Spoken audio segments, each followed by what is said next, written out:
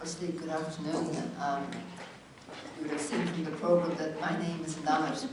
I'm standing in for Niall O'Donoghue, who is Assistant Secretary in the Department of Arts, Sport and Tourism, and I have been asked to deliver his speech. Unfortunately, he's been detained in Dublin. I'm sure any of you who've been dealing with administration and money will know that the time of estimates is not a time to be missing. And there are a lot of serious negotiations going on which will impact on the funding available for the arts and culture section as part of the general estimates discussions at the moment. So unfortunately Niall O'Donoghue has been detained in Dublin. Just with myself, I'm a principal officer and I deal with the National Cultural Institutions. I'm based in the west of Ireland as well. If you split it down the middle from north to south, the headquarters of the department moved a couple of years ago from Dublin to Killarney, and I'm based in Killarney now. Before just going on to just deliver his speech, I just wanted to just briefly mention the subject of commoditisation. And I know a lot of people in the creative sector don't like it, and they feel very uneasy with it. And I just wanted to explain that sort of for people in the administration sector, we fight very hard to get funding for the arts and culture sector. And quite often, and especially in times of economic downturn, we need a hook to attach it to. And while society in general very much appreciates the arts and culture, there often is a feeling that it's sort of a luxury, and that it's there for the good times. And if we resource it in the good times, when you need to cut back, you can cut back on arts and culture and keep the money for the health sector and for the education sector. And my department and others, many other agencies around the country, and the arts sector itself probably been doing it very strongly, has really fought. You in an economic downturn, you won't win an argument based on something that's good for the soul. You win an argument based on it being good for the economy, that it's a real sector in the economy, and it needs to be funded, and it can play a big role, and it can dig us out of the recession. So a lot of the commoditisation and the economic arguments that are given, that maybe some of the art sector and the artists might feel uncomfortable with, it's really, if you want to convince people in the economic sector, you have to speak their language. And for that reason, and I think my department would be criticised occasionally, we keep giving economic arguments, and because they're the ones that have effect at the time of a downturn. But apart from that aside, I just deliver Niall O'Donoghue's speech, and I might deviate from it occasionally. So, the speech really is about the arts and the smart economy. Creativity is undoubtedly the fundamental resource required in the knowledge, culture and smart economy. The creative industries, whether they take the form of visual and performing arts, audio-visual, publishing, design, advertising or architecture, lead to innovation and towards the production of both ideas and products. Creativity is the ultimate renewable resource. It does not diminish with consumption.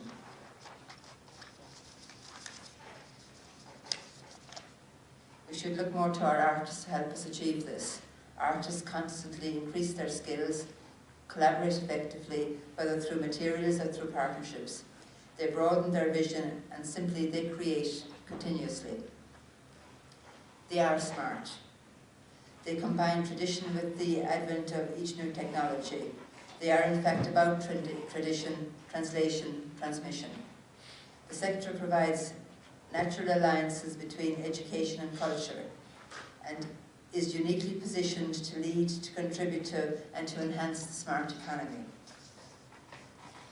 The arts and creative sector and the people who inhabit it are where we turn to for inspiration, optimism, and for direction.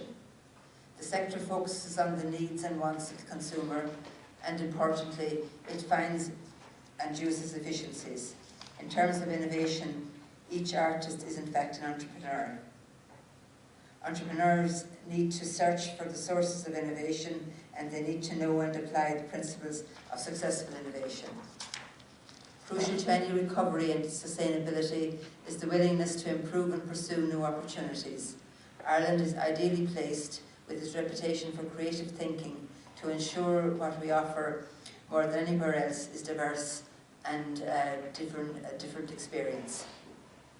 Our cultural and artistic identity as a nation gives us a competitive advantage that now more than ever must be exploited. Figures emerging from the DKM research report, that's a report that the department commissioned from DKM Economic Consultants, but figures emerging from that report, which is entitled Economic Impact of the Arts, Culture and Creative Sectors, which the Minister Cullen hopes to publish soon, demonstrates that there are over 170,000 people working within the broad arts, creative and cultural sectors in Ireland. In 2005, the international trade in creative goods and services amounted to $424 billion. In Ireland alone in 2008, the total impact, direct, indirect and induced, of the sector will be €11.8 billion, or 7.6% of total GNP. We should examine closely the components and skills of this sector, for within it lies the inspiration to allow industry and policymakers to implement new approaches and to add value to businesses. Innovation is about change, it's not just about new products or ideas. Inherent is the ability to improve on what already exists, to augment it, to redefine it, to combine it with the to combine both the pre-existing ways and new ways, and to add to culture, scholarship and human condition, to facilitate societal growth. Basic marketing principles teach us that we need to lever our resources to achieve higher productivity. We need to encourage consistency and excellence to achieve the best mix of supply and demand and create a sense of ownership.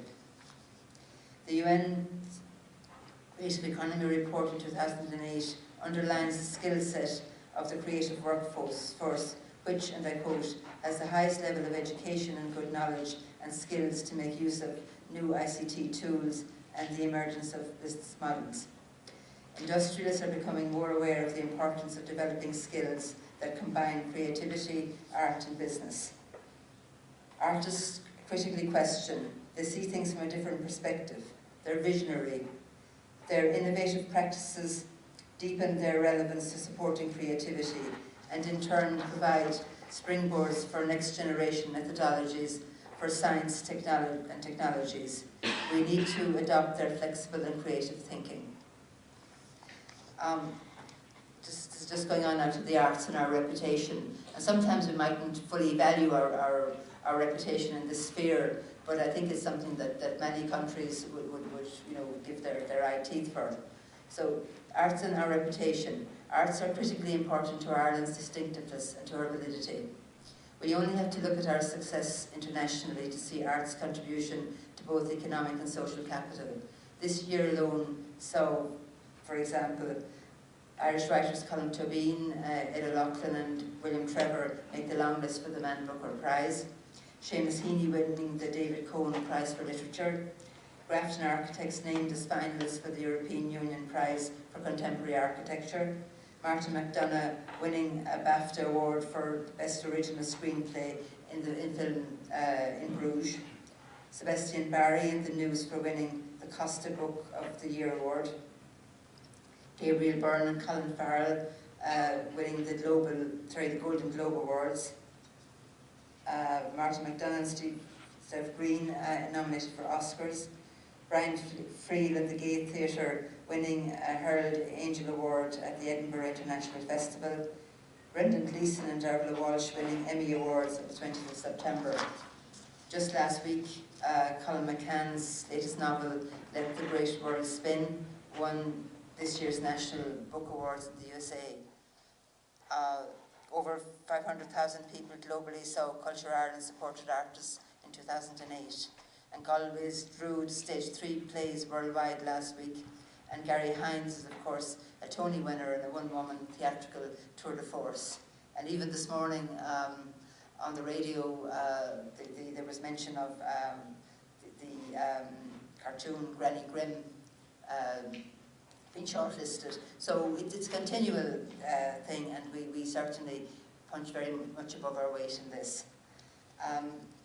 My department is acutely conscious of the potential effects of reduction in arts budgets and potential reduction for staff numbers.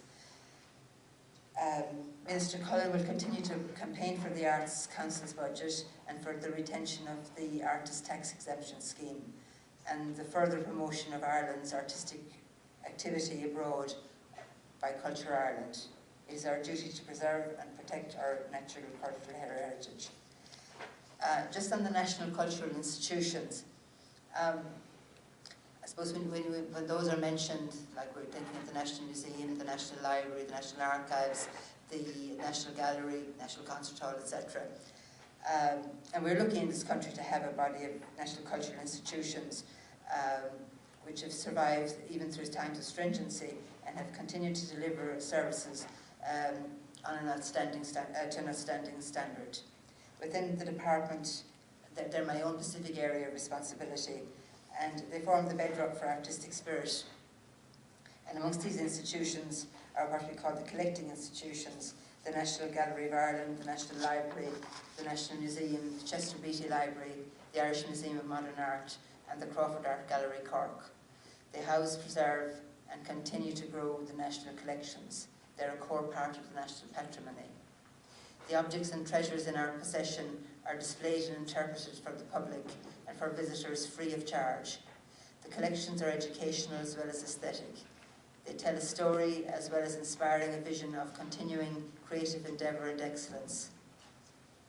They are housed in historic buildings which of themselves display, they're worthy of display and are made accessible to the public.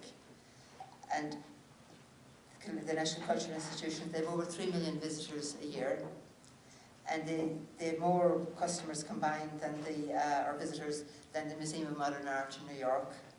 The National Gallery of Ireland has more customers than the Musée Rodin in Paris, and our National Museum has more customers within its 4 sites than the Guggenheim, which is already mentioned, the Guggenheim in Bilbao.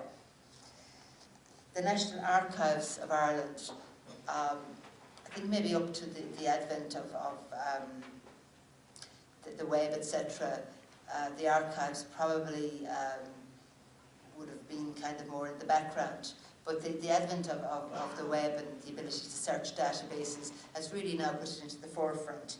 And it performs a vital function together with the National Library in preserving, cataloguing and making available a record of our civil and public life. The National Concert Hall is a world-class venue for performances, and it attracted over 320 concert-goers each year. And I had mentioned the archives there. Well, the census site, it's the 1901 and 1911 census. These documents had already been available in the archives.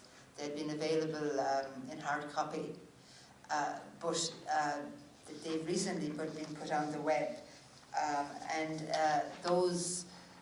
They've had over 150 million visitors since the site was launched 2 years ago.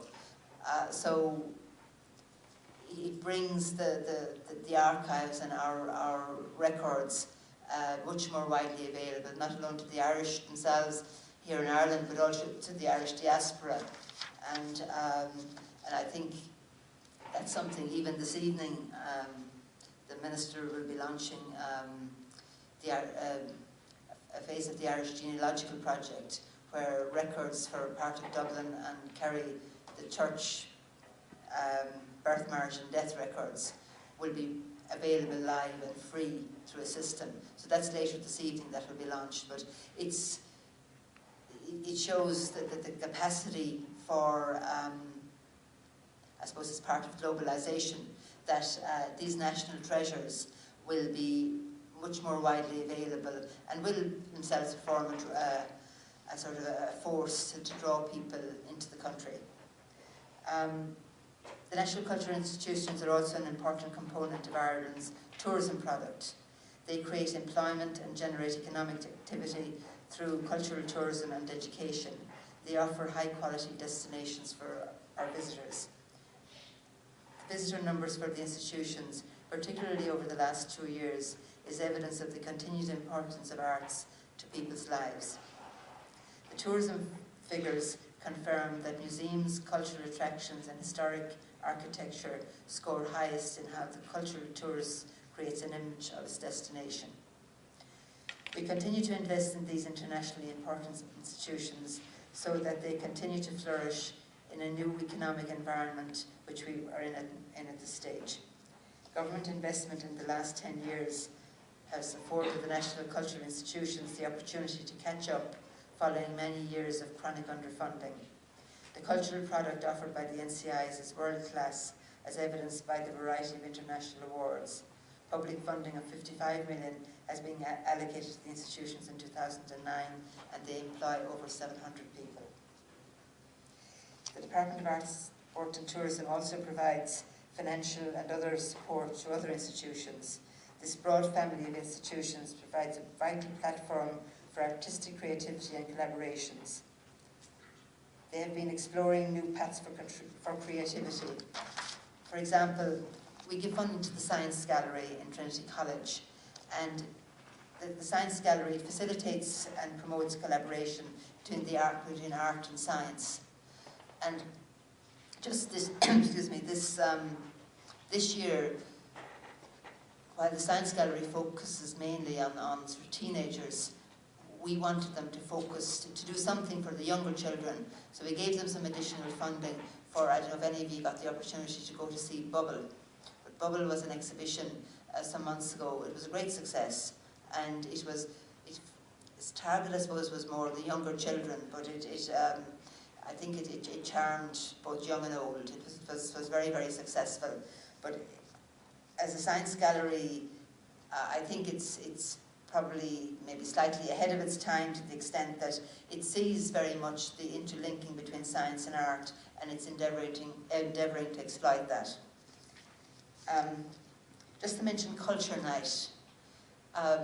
Culture Night started in Dublin City. I think 2006 was the first year, and Temple Bar were the main drivers on it, and we gave them some funding. And then I think it was last year, we asked Temple Bar to work with us to extend it out beyond Dublin. And this past 25th of September of this year, it was extended to several cities around the country. And it was a great success. Just to mention that, because I think it came up in previous presentations here, this question of whether you need a certain mass or volume, this thing of rural and urban. And it's something that we were asked at Culture Night, would we not be better to have it at a different night in each city so that it would spread around the country, or instead of having them all the events in one night, having maybe a few much smaller events. But we felt that there are certain times where you need a mass, where you need, you know, and I suppose as well to be kind of make best use of your advertising. But there are times in any economic development or any cultural development where you need a certain amount of mass to make it work. And our conclusion with Culture Night is that it has worked very well, and it's probably only starting. We would hope that it would be bigger and better in future years. I'll go back to the speech, Niall O'Donoghue's speech, and just coming on to the section on the film industry. The department is very pleased that the renewed programme for government includes a commitment to continued government support for the Irish Film Board. The Film Board has primary responsibility for the support and promotion of filmmaking in Ireland in respect of both the indigenous and inward international productions. The Film Board, with overall funding for 2009 of 21.8 million, continues with its key role of developing and supporting film production in Ireland. The provision in its current allocation facilitates the Film Board in marketing Ireland as a film location and in particular in raising the profile of the Irish audiovisual industry abroad. This role has been carried out very successfully over the years, and the Irish Film Board now has a key role at the heart of the new creative knowledge economy.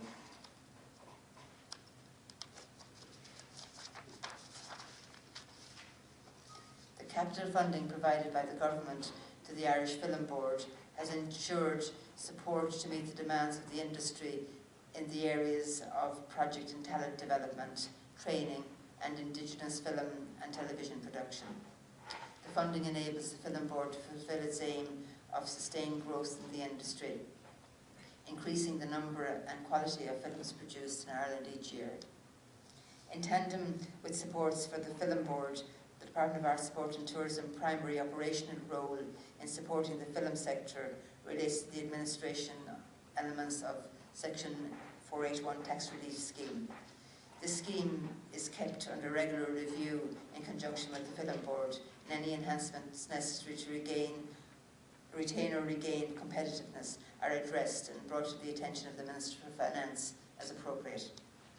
The scheme was amended and enhanced most recently last year. Those amendments extended the scheme for a further 4 years until the end of 2012, increased the overall ceiling on qualifying expenditure from 35 to 50 million, increased the individual investor cap for those wishing to invest finance in film in Ireland under Section 481 to 50,000 per annum from the previous limit of just around 31,000. Approval for the European Commission to introduce these changes was secured in March 2009, and the Minister for Finance subsequently signed the commencement order on the 16th of March. Clearly, this shows a long-term commitment by the government to the Irish audiovisual industry. The industry is a very important component with substantial levels of employment and significant inward investment. The Irish Audiovisual Content Production Sector Review prepared for the Irish Film Board and published in December 2008 established a 2007 value of audiovisual production sector in Ireland at over €500 million, with direct employment at 6,000. An earlier survey in 1992 identified that in 1992 direct employment was 1,000. This palpably demonstrates an industry that has grown very significantly and with the potential to grow even further with the correct nurturing and support.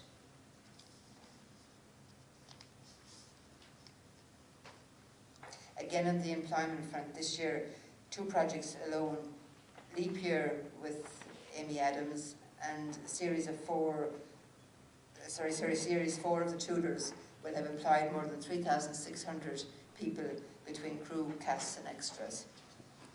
The significant issue now is to continue to provide as supportive an environment as possible.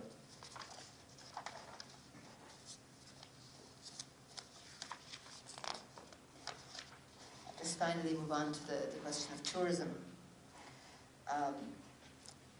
Just to mention the importance of cultural tourism. I referred to briefly when I was talking about the national cultural institutions, but as in the arts and culture, it is important that innovation and creativity are fostered in the tourism sector by creating and maintaining a business environment that encourages innovation, both in the creation of new services for visitors, as well as new business models and new business processes that aid competitiveness and assist economic growth. In the current climate, we are all going to have to work harder to continue to bring customers, visitors to Ireland, and to maintain our market share. Part of working harder involves working smarter. The government's role is to foster the creativity and innovative potential that is already present in the tourism sector. In addition to creating the environment that encourages innovation, it must also be recognised that certain specific trends are emerging in relation to tourism innovation. One of the most important of these is that in today's saturated markets, customers look for experience-driven tourism, rather than simply looking for a place to stay in another region or country. In the future, it will be important to create a rewarding tourism experience through innovation and product development instead of offering singular tourism elements. New holiday formats, if you like, offering experience, will become the main motive for the holiday decision. So there are some of the thoughts in relation to the whole creative sector. And I just conclude by reminding us all of a comment from the Western Union in 1878 when asked, what, it was offered this, and his response was, what use could a company make of an electric toy? That's when it turned down the rights to the telephone. So I suppose we should try to avoid mistakes like that, and we must see potential in every idea. And innovation and creativity are renewable resources. They're infinite. So let us excavate them, exploit them, and use them, and then ask for an encore. So I just want to thank you for listening, because it's much easier if somebody delivers their own paper. But I think the paper I've just delivered, the effort is to show the potential of the creative sector, what is being done at a sort of a government level to support it, and for us all never to underestimate its importance, because our strong view is that's one of the main things that will maybe help to pull us out of this recession, and that's what we have that nobody else can take from us, that we can kind of grow stronger. And I suppose it's at times of down, when everything is going very well, we can become blasé about things, but at times of downturn, I think we should value and nurture and support and have respect for that sector, which I think has done us proud in the past and will continue to do us proud in the future. Thank you.